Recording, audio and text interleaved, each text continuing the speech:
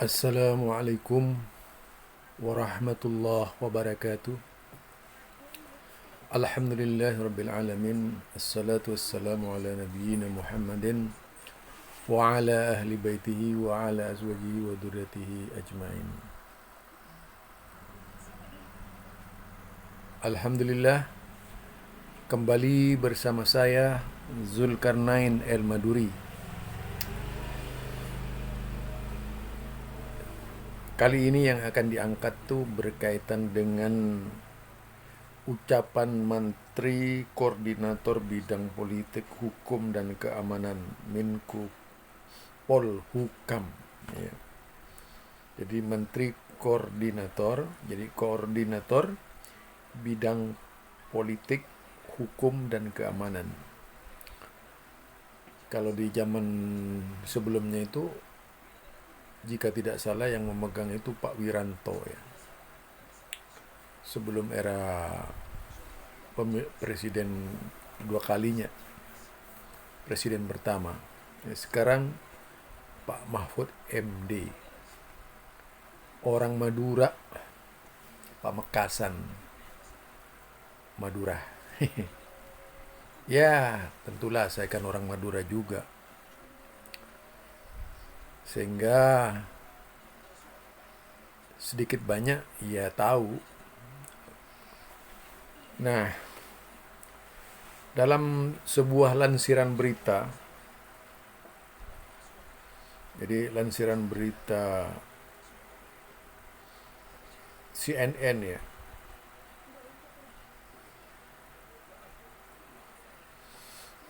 dikatakan Menteri Koordinator Bidang Politik, Hukum dan Keamanan Menko Polhukam, yaitu Mahfud MD, menyebut paham Wahabi dan Salafi tidak cocok dengan ajaran Islam yang ada di Indonesia. Menurut Mahfud, dua paham itu lebih cocok jika berkembang di luar Indonesia atau di daerah asalnya.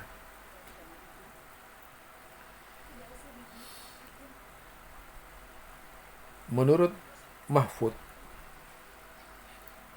karena dibangun dengan Wahabi Salafi, nggak cocok jika kita Indonesia.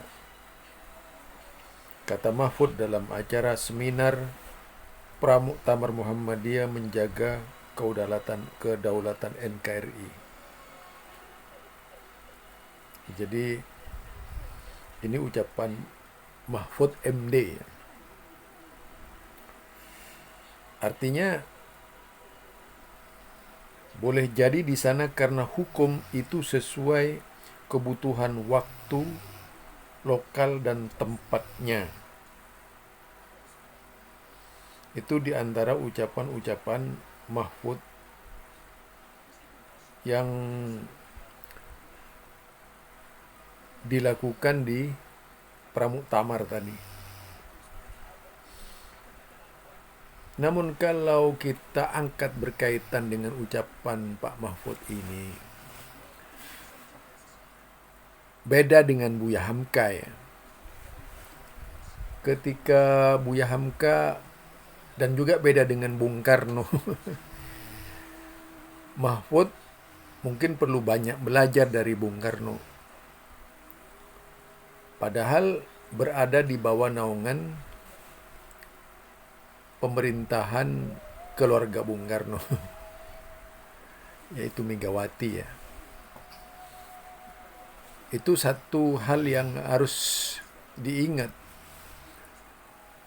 Bung Karno sendiri itu di bawah bendera revolusi. Jelas sekali penghargaannya sangat tinggi terhadap Wahabi. Demikian juga Buya Hamka. Jadi ada buku khusus yang berkaitan dengan sejarah Wahabi ditulis oleh Buya Hamka itu. Dalam hal ini tentunya sebagai seorang menteri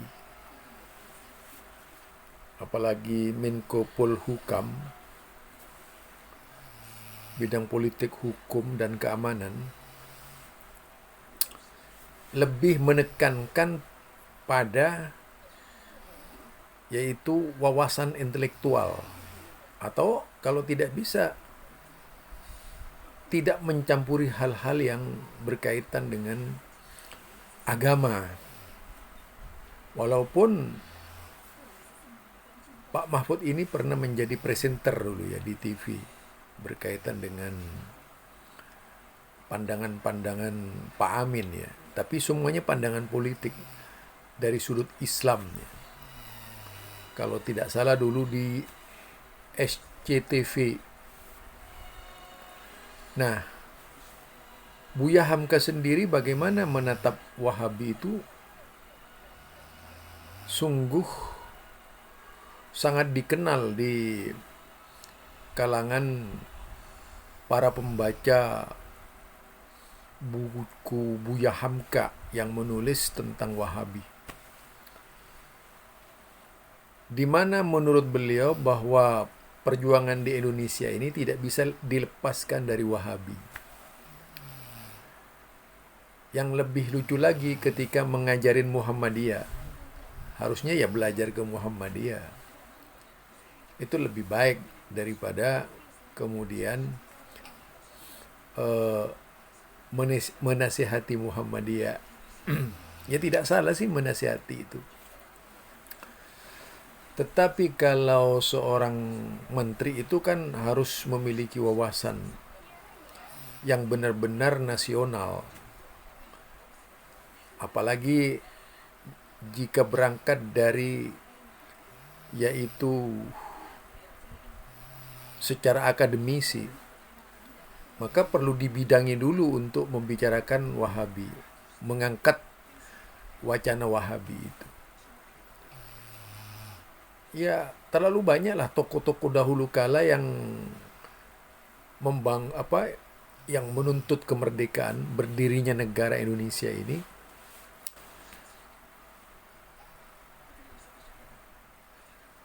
Tokoh-tokoh yang berwawasan Wahabi. Pak Natsir itu wawasan Wahabi, tapi nyatanya bisa menjadi menteri. Bahkan Masumi pun dulu itu banyak orang-orang Wahabi. Nah, tentunya itu juga perlu dipikirkan agar tidak salah di dalam menggali sejarah. Apalagi kemudian memposisikan Wahabi itu tidak pada tempatnya gitu. Apalagi cuman mengatakan cocok, tidak cocok untuk Indonesia. Lah buktinya di Indonesia kalau tidak cocok untuk Indonesia bisa subur kok. Dulu orang-orang Indonesia ini tidak cocok bagi Belanda. Sampai pada akhirnya Belanda diusir. Nah, harusnya berpikir sejarah ya, berpikir sejarah. Kemudian Indonesia menjadi cocok bagi Indonesia dengan Islamnya. Tentunya menurut saya tidak perlulah mengusik-ngusik perbedaan-perbedaan yang ada di Wahabi itu. Kalau ingin juga masuk ke ranah perbedaan tersebut, ya mempelajari asal muasal, bukan hanya dari kelompok ya, kelompok tertentu di dalam memahami Wahabi itu, yang bisa melahirkan sikap negatif. Artinya standarnya itu bisa menjadi tidak bisa bijak dan tidak bisa adil. Karena tahu Bapak Mahfud ini dari pengakuannya dibesarkan di Nahdlatul Ulama ya, atau Aswaja ya, sudah pasti ketika menggiring opini bahwa Wahabi itu tidak patut dan tidak pantas di Indonesia, ini sangat bertolak belakang dengan ahli sejarah masa lalu. termasuk sejarah yang ditulis oleh Deliarnor berkaitan dengan Wahabi itu. Peran Wahabi di Indonesia dalam kemerdekaan misalnya. Mungkin itu yang perlu dilakukan. Tidak serta-merta mengeluarkan pernyataan mendoktrin ormas-ormas Islam seolah-olah ormas Islam itu tidak tahu sejarah Wahabi. Jadi bisa-bisa malu-maluin gitu. Ya, memang sudut pandang antara NU dan Muhammadiyah itu tentang Wahabi sudah berbeda.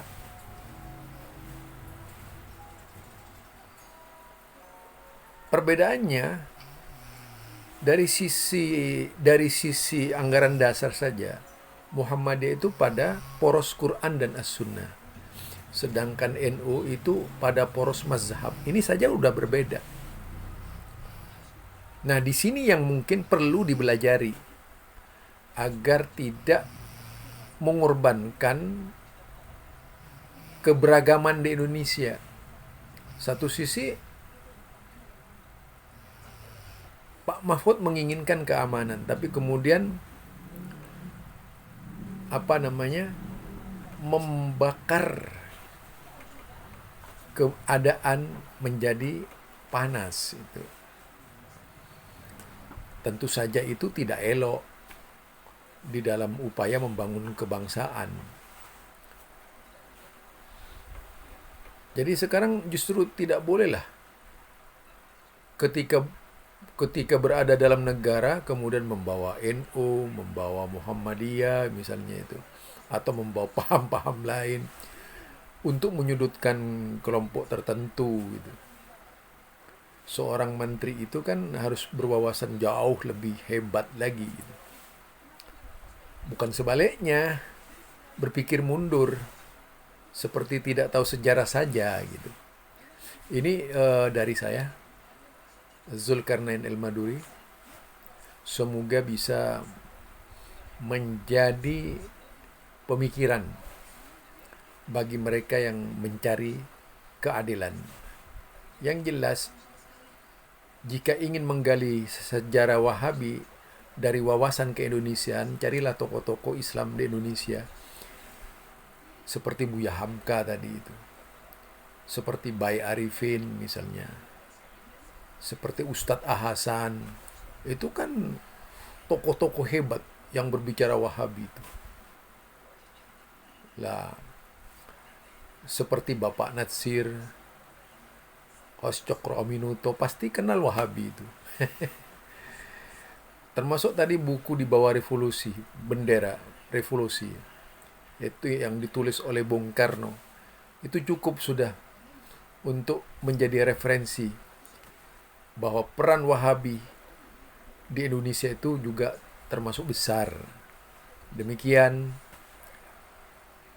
Subhanakallahumma wa bihamdika asyhadu an la ilaha illa anta astaghfiruka wa atubu ilaik. Assalamualaikum warahmatullahi wabarakatuh.